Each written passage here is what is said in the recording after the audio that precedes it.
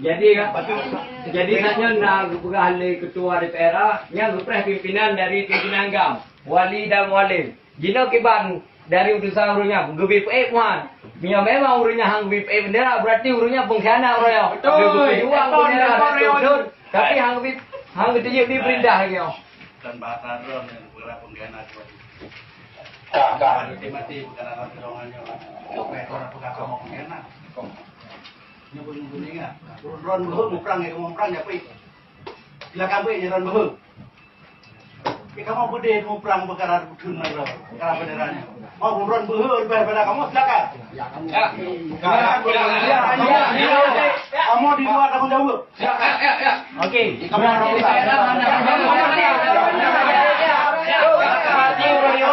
nyok kumpulan kamu jak kena nyok kumpulan madiba.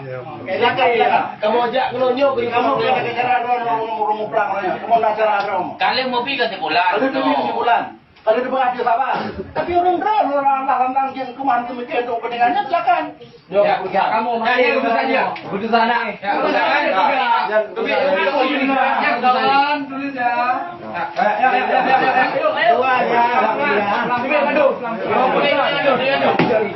Yang komando. Satu komando. Tak, dia udah satu komando. Pilih dong.